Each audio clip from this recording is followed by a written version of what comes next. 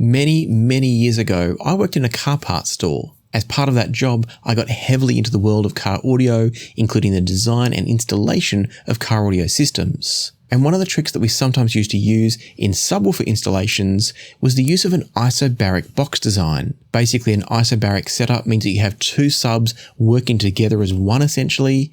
You might have one mounted to the outside of the box and the other one mounted on the inside facing each other. As one is pushing, the other one's pulling, and so they're working together. Inside the cabinet, the air pressure between those drivers is helping to sort of couple them together. It makes the whole system more rigid and more linear. And the theory behind using that sort of setup is that it can produce a bigger sound from a smaller space. Fast forward 20 odd years, and we now see that sort of design somewhat often in IEMs. Of course, all IEMs can produce big sounds from small spaces because they're generally very, very sensitive. And so the isobaric approach is used for different reasons in IEMs, but we do still see it.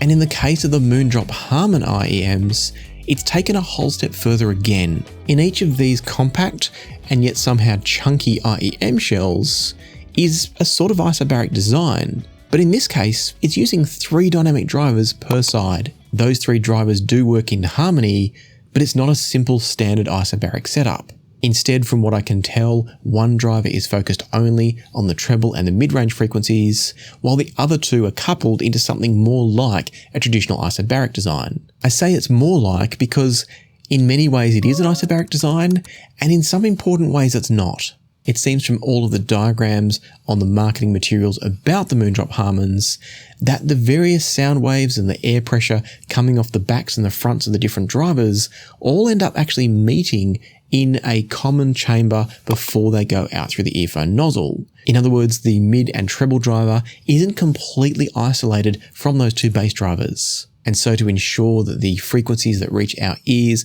are tuned and balanced correctly, the engineers over at Moondrop had to get really, really clever. Inside each of these tiny shells are 4 different acoustic chambers, for want of a better word. Those chambers each ensure that the correct frequencies are either enhanced or suppressed to make sure that what we get coming to our ears is aligned with the target curve that Moondrop had in mind. That's some pretty cool design, but it's no guarantee that these are going to sound good. That's because firstly, the designers need to have gotten everything just right from a technical perspective, and any compromises made in the design process could sabotage the result. And then secondly, assuming that they nailed the design, the question then comes down to what design? How exactly were they tuning the different frequencies to reach what exact target? Was the tuning target they were aiming to reproduce a good one to start with? And you might think where I'm going with all this talk about targets, but the fact that these are called the Harmon IEM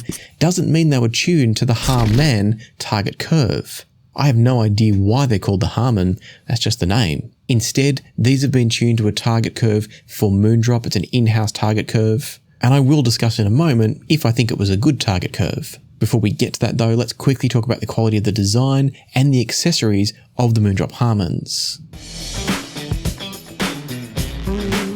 And first up, the shells of these are beautifully made. They're kind of chunky in some ways, they're quite long I guess you'd say, but they also feel compact in all the right places. I think they look great with the semi-transparent smoky shells and their angular or geometrically designed gunmetal silver faceplates. In other words, I think these easily look the part of a $350 IEM, which is what they are. In fact, I think they probably look like they're more expensive than a $350 IEM. And speaking of price, I should mention that these were sent to me by Athos. But as always, they have no further influence over this review other than the fact that I have them in my hands and I'm talking about them. Coming back to the IEMs, they come with a little case.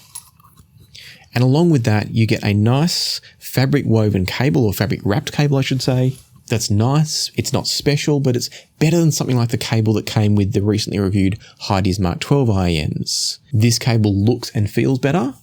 It's also got swappable plugs at this end here, meaning that you can swap between a 3.5mm or a 4.4mm plug, depending on your amplifier/source device. It's unclear from the marketing that I've seen exactly what the materials are on the inside, but I'm guessing from the sound that it's silver-plated copper. And the reason I draw that conclusion is that when I compared the sound of this stock cable with the sound using the recently reviewed Zickman Tiber cable, the sound was tonally very similar from the Tiber cable, but more refined. The Zickman Tiber cable is a pure copper and pure silver combination, and therefore it does tend to sound better, less glary and more refined than a silver-plated copper cable.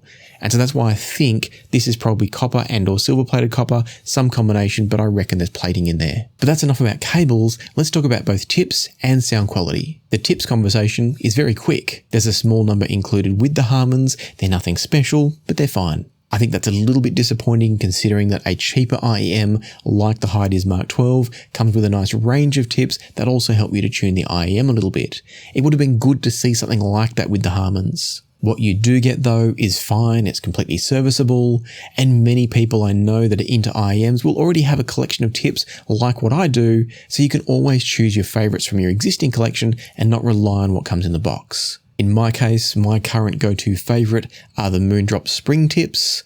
Complete coincidence that we're talking about Moondrop here. And so the Moondrop Spring Tip tips were what I was using when I listened to the Moondrop Harmon IEMs. And listening to the Harmons, my first point of interest was to find out what was the target tuning like. And I have to say off the bat, it's not my favourite target. The tuning of the Harmons pushes the upper mid-range just a little bit too forward in the mix, not spatially, but in terms of the amount of upper mid-range energy. It's just a little bit more than I tend to like in an IEM tuning. On top of that, they also have a little bit less upper bass and lower mid-range than my preferences, and so it does mean that the mid-range can have a little bit less presence than I would like it to have.